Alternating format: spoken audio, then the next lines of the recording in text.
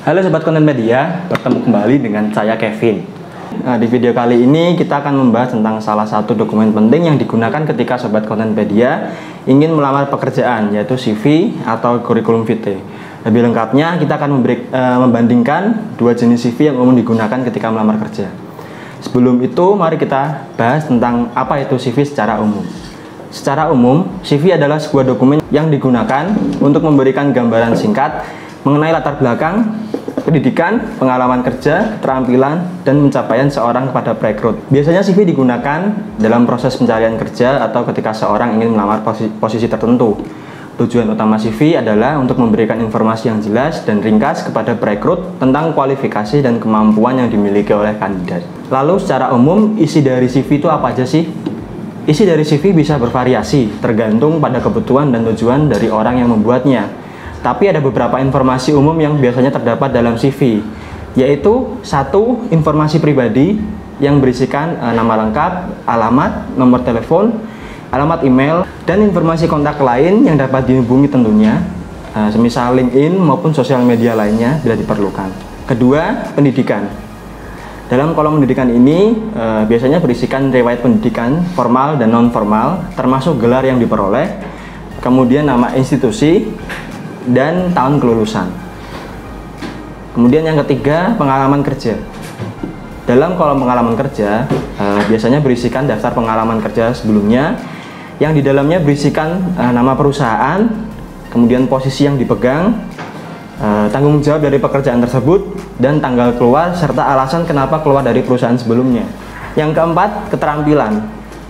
Kolom keterampilan ini biasanya berisikan keterampilan yang relevan dengan posisi yang dilamar, seperti keterampilan teknis, keterampilan komunikasi, keterampilan dalam kepemimpinan, atau keterampilan-keterampilan yang lainnya. Yang kelima adalah pencapaian. Dalam kolom pencapaian ini bisa berisikan berupa penghargaan, sertifikat, atau pencapaian lain yang relevan yang diakui dalam karir atau pendidikan kalian. Dan yang terakhir, aktivitas di luar pendidikan atau pekerjaan. Kolom ini berisikan kegiatan atau partisipasi dalam suatu organisasi, proyek sukarela, atau kegiatan lain di luar lingkungan pendidikan atau pekerjaan. Setelah kita membahas CV secara umum, sekarang kita akan fokus pada dua jenis CV yang tadi, yaitu ada dua jenis yang secara umum biasanya digunakan. Yang pertama adalah CV kreatif dan yang kedua adalah CV ATS.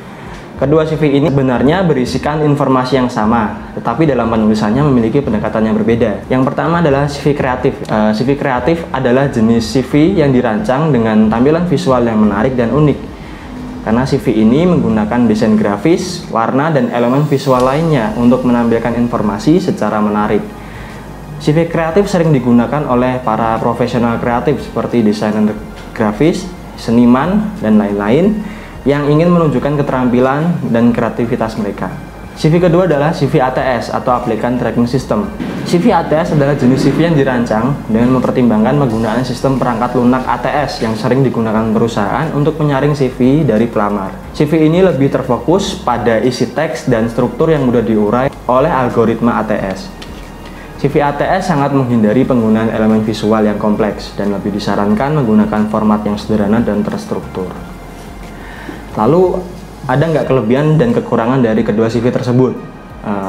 Tentunya ada, masing-masing CV ini memiliki kelebihan dan kekurangannya masing-masing. CV kreatif memiliki kelebihan, satu, menarik perhatian rekruter, yang dimana CV kreatif ini dapat membuat kalian terlihat menonjol di antara banyaknya lamaran yang diterima oleh perusahaan. Yang kedua, dapat menampilkan keterampilan secara visual. Bagi kalian yang bekerja di bidang kreatif, CV kreatif dapat memberikan kesempatan untuk menunjukkan kemampuan desain dan kreativitas yang kalian miliki. Di balik kelebihannya tadi, CV kreatif juga memiliki kekurangan. Yang pertama adalah tidak sesuai untuk semua posisi. CV kreatif mungkin cocok untuk posisi yang memerlukan fokus pada keahlian dan pengalaman yang lebih formal. Kemudian yang kedua adalah masalah format. Beberapa sistem perangkat lunak ATS dapat kesulitan dalam membaca atau mengurai informasi dari CV kreatif yang rumit dan kompleks. Kemudian CV ATS. CV ATS juga memiliki kelebihan dan kekurangan. Kelebihan CV ATS adalah yang pertama, mudah untuk melewati pemindaian awal. Dalam banyak perusahaan, sistem ATS digunakan untuk memindai CV yang masuk dan juga mengekstrak informasi penting di dalamnya. CV ATS yang didesain dengan baik dapat meningkatkan kemungkinan CV kalian dapat melewati tahap awal ini. Kemudian yang kedua adalah simple. CV ATS yang dibuat dengan format yang sesuai dan simple dapat dengan mudah dibaca baik oleh sistem ATS maupun oleh rekruter secara langsung. Kemudian kekurangannya, yang pertama adalah kurang menonjol secara visual. CV ATS cenderung terlihat lebih sederhana dan kurang menarik secara visual dibandingkan dengan CV kreatif. Dan yang kedua adalah terbatas dalam menunjukkan kreativitas. Bagi kalian yang ingin menunjukkan keterampilan dan kreativitas, CV ATS mungkin menjadi pilihan yang kurang dalam hal presentasi secara visual. Karena seperti yang sudah kita tahu, musuh dari sistem ATS adalah tampilan visual yang rumit dan kompleks. Setelah mengetahui perbedaan serta kelebihan dan kekurangan dari kedua jenis CV ini, kira-kira apa yang harus dilakukan selanjutnya ya? Teman-teman sekalian harus bisa memutuskan jenis CV mana yang ingin digunakan. Penting untuk mempertimbangkan jenis pekerjaan yang dilamar, industri yang dituju, serta kebutuhan dan preferensi personal. Jika teman-teman bergerak di bidang kreatif seperti desain grafis atau seni, CV kreatif mungkin menjadi pilihan yang sesuai buat kalian. Namun jika teman-teman melamar pekerjaan di industri yang lebih formal atau perusahaan dengan sistem pelacakan pelamar yang ketat, CV ATS mungkin menjadi pilihan yang lebih baik buat teman-teman. Dan perlu diingat bahwa teman-teman juga dapat mengkombinasikan elemen-elemen dari kedua jenis CV ini. Misal teman-teman dapat menggunakan format CV ATS yang sederhana dan terstruktur, namun menambahkan sedikit sentuhan kreatif dengan pemilihan font yang menarik atau garis pembatas yang mencerminkan kepribadian teman-teman. Penting untuk selalu menyesuaikan CV dengan persyaratan pekerjaan yang dilamar. Jika suatu pekerjaan menuntut keterampilan kreatif, teman-teman dapat menambahkan portofolio sebagai lampiran untuk melengkapi CV teman-teman, baik dalam bentuk digital atau tautan ke situs web pribadi. Dan yang terakhir, penting untuk diingat bahwa meskipun CV kreatif dapat menarik perhatian di awal, konten atau isi dari CV kalian tetap menjadi faktor penentu utama.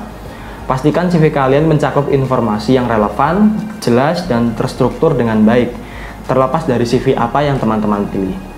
Nah, itu dia pembahasan mengenai CV kreatif dan CV ATS. Penting untuk mempertimbangkan konteks dan kebutuhan teman-teman dalam memilih CV yang paling sesuai untuk mencapai kesuksesan dalam proses pencarian kerja teman-teman sekalian. Untuk Sobat Kontenpedia yang ingin update beragam informasi terbaru, kalian bisa mengunjungi website Kontenpedia di www.kontenpedia.com dan follow sosial media kita yang lainnya yang ada di kolom deskripsi ya. Kontenpedia, inspirasi anak muda Indonesia. Terima kasih.